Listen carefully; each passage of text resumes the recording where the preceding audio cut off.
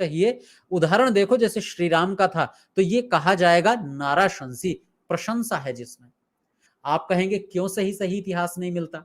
तो जैसे मैंने अभी कुछ दिनों पहले की कक्षाओं में देवी भागवत पुराण का उदाहरण दिया था आपको, जिसमें देवी को ही सर्वोच्च बताया गया है। ब्रह्मा विष्णु महेश उसके हाथ के मैल से पैदा हुए हैं। और अगर आप शिव पुराण पढ़ेंगे तो शिव सर्वे सबसे ऊपर हैं, बाकी सबने उनके बाद जन्म लिया है। आप ब्रह्म वैवर्त पुराण पढ़ेंगे तो ब्रह्मा जी सबसे ऊपर हैं, बाकी सबने उनके बाद जन्म लिया है। विष्णु पुराण पढ़ेंगे तो विष्णु सबसे ऊपर हैं, बाकी सबने उनके बाद जन्म लिया है। यानी कि हर पुराण में एक व्यक्ति को ऊपर और बाकी सबको बाद का बताया जाता है। अब सोचिए 18 पुराणों में आपस में ही तालमेल नहीं है, तो इनको सच कैसे माना जा सकता है? और जब ये सच नहीं है, इतिहास नहीं है, तो जो इतिहास नहीं है वो पुराण नहीं हो सकता। यह है कि 18 पुराण वेद व्यास जी ने लिखे ही नहीं है। इसके दो तर्क हैं। पहला तर्क, मत्स्य पुराण में स्पष्ट लिखा है कि वेद व्यास जी ने केवल एक पुराण लिखा था, 18 नहीं लिखे थे। दूसरी बात, जो पुराण हैं वो लगभग लगभग 1 से 2000 साल के बीच की हैं, क्योंकि उनमें घटनाएं ही वहां की हैं, ईसाइयत की हैं, इस्लाम की हैं, बौद्ध धर्म की हैं। उनके बाद ही ये पुराण लिखी गई हैं। पुराण में क्या क्या होना चाहिए? तो सृष्टि बनने का विवरण, सृष्टि के बिगड़ने का, प्रलय का विवरण होना चाहिए। उसमें यह लिखा होना चाहिए कि मनवंतर कितने वर्षों का एक युग होता है।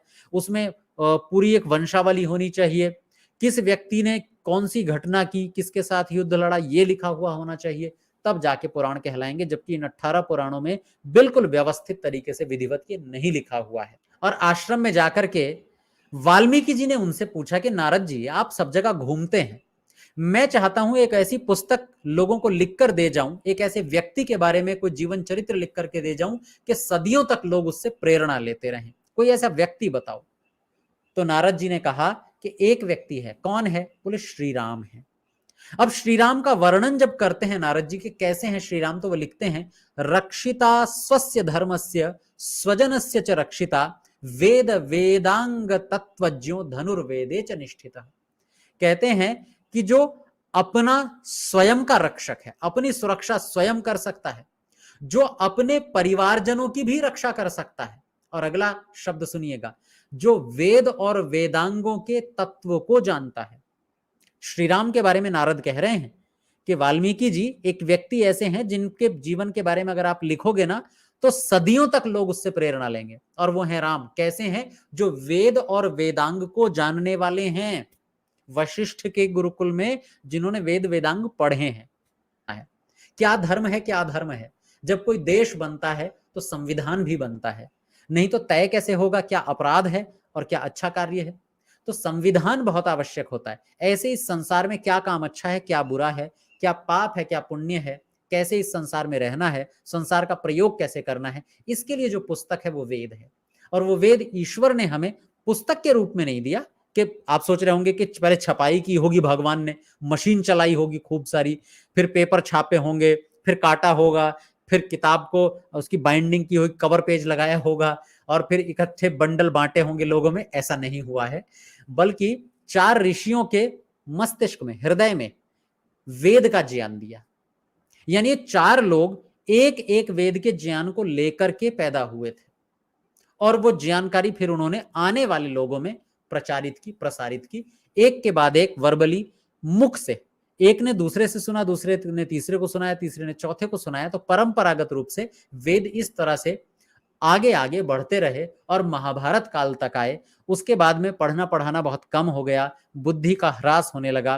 कहते हैं राजा भोज के समय में आकर के वेदों को छापा, यानी कि लिपिबद्ध किया गया, कागज पर लिखा गया, ताकि ये सुरक्षित रहें। तो वेद किसी व्यक्ति ने मौलिक रूप में लिखे नहीं है, बल्कि ये ईश्वर की ओर से मस्तिष्क में ज्ञान आया है और परंपरागत रूप से आगे बढ़ा है। फिर आगे वाले लोगों ने जब देखा कि वेद अब पढ़ने की क्षमता नहीं रही है, तो उन्होंने कागज पर लिख लिया। तो मूल रूप में वेद ईश्वरीय रचना है, ईश्वरीय ज्ञान है। तो कुल मिलाकर के ऋषि दयानंद सरस्वती जी पुराणों को मानते हैं। हाँ, पुराण होती हैं, लेकिन ये 18 पुराण नहीं होती। सुवीर चौहान जी कह रहे हैं, क्या एक नाम जप की ध्यान विधि वेदों के अनुकूल है? ये एक जप नाम कौन सा होता है ये तो मुझे भी नहीं पता अभी तक।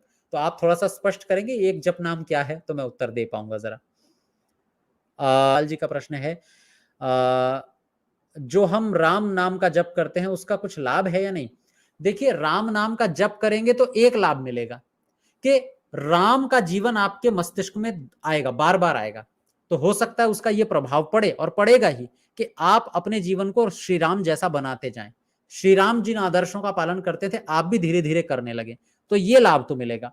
पर अगर राम नाम आप इसलिए ले रहे हैं कि आप भगवान को पालेंगे, तो ये थोड़ा सा कठिन है। हालांकि राम भगवान को भी कहते हैं, पर जो राजा दशरथ के पुत्र श्री राम थे, महापुरुष थे, उनका नाम अगर राम के रूप में ले रहे हैं तो केवल एक लाभ मिलेगा कि उनके जीवन जैसा हमारा जीवन भी अच्छा बनता चला जाएगा, और वो भी केवल केवल नाम मात्र लेने से नहीं, बल्कि उनके जीवन के बारे में सोचने से।